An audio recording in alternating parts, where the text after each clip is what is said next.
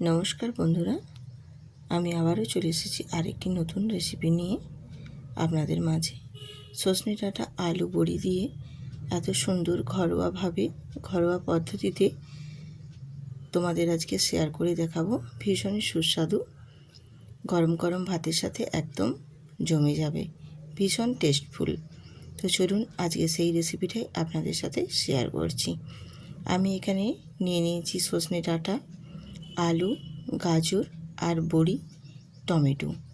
আলুগুলোকে আমি দেখো একটু বড় বড় করে সাইজে লম্বা লম্বা করে কেটেছি, আর সজনে ডাঁটাও বড় বড় লম্বা লম্বা কেটেছি, আর গাজরটাও ঠিক একই রকমভাবেই সবগুলোই আমি কেটে ধুয়ে পরিষ্কার করে রেডি করে নিয়েছি।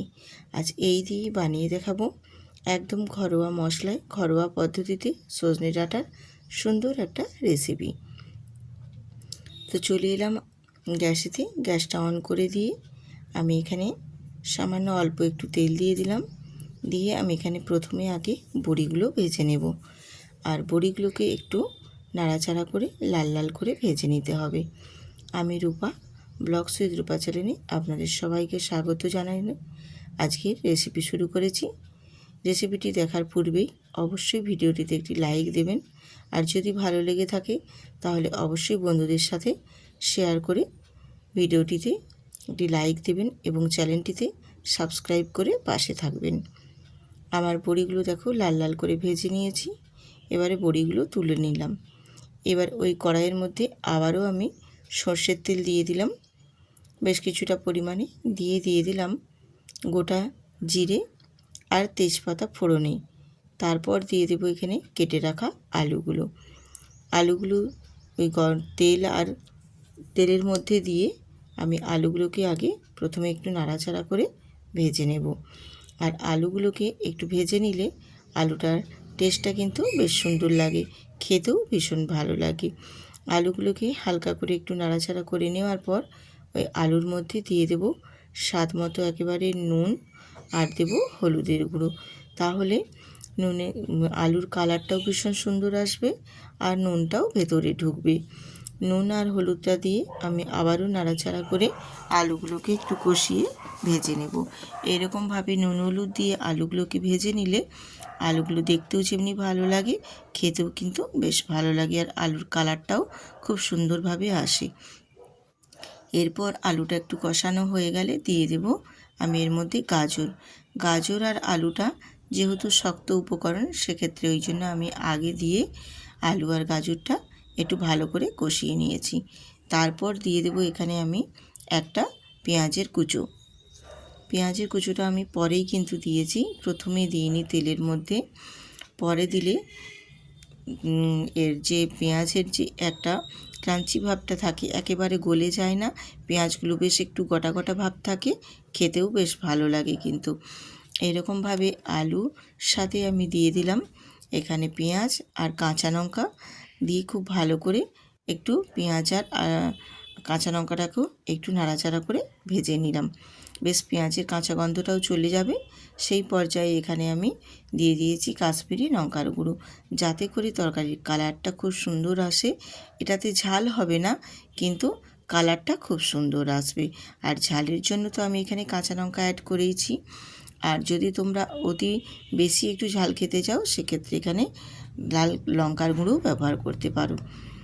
দিয়ে এবারে দিয়ে দিলাম আমি এখানে সজনে ডাঁটা, কেটে রাখা যে সজনে ডাঁটাটা রেখেছি সেটাও এখানে অ্যাড করে দিলাম।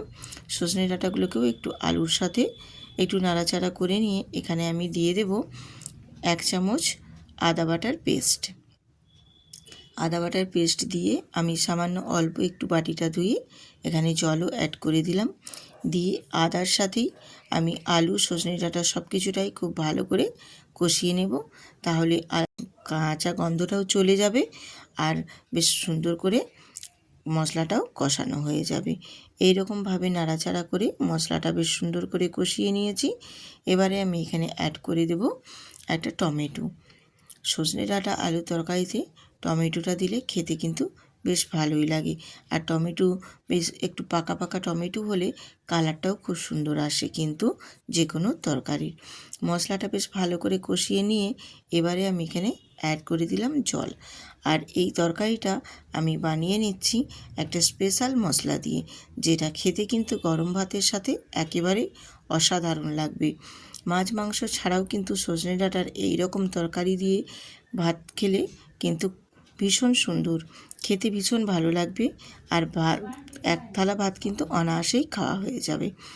আমার দেখো তরকারির কালারটা খুব সুন্দর এসেছে, একটু ঢেকে দিয়েছিলাম যাতে করে আলু সজনে ডাঁটা সব কিছুই খুব ভালো করে একদম সেদ্ধ হয়ে যায়। আর বেশ ভালো মতোই একদম সেদ্ধ হয়ে গেছে। দেখো আমি তোমাদের একটা আলু কেটেও দেখিয়ে দেবো। দেখো খুব সুন্দরভাবে যে আলুগুলো বেশ সুন্দর করে সেদ্ধ হয়ে গেছে, দেখছো আলুটা কিন্তু খুব সুন্দরই সেদ্ধ হয়ে গেছে।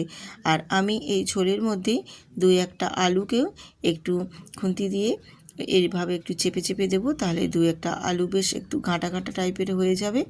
আর তরকারিটার মধ্যে একটু গ্রেভি গ্রেভি ভাবও আসবে। তরকারিটা খুব পাতলা লাগবে না, তখন তরকারির ঝোলটা কিন্তু একটু বেশ গাঢ় গাঢ় ভাব আসবে। এরপর দেখো এখানে আমি যে ধনেপাতা কিছু অ্যাড করব আর স্পেশাল মশলাটাও অ্যাড করব, যে মশলাটাতে স্বাদে গন্ধে একেবারে এই সজনে ডাঁটার রেসিপির স্বাদটাকে আরও সুন্দরভাবে বাড়িয়ে তুলবে।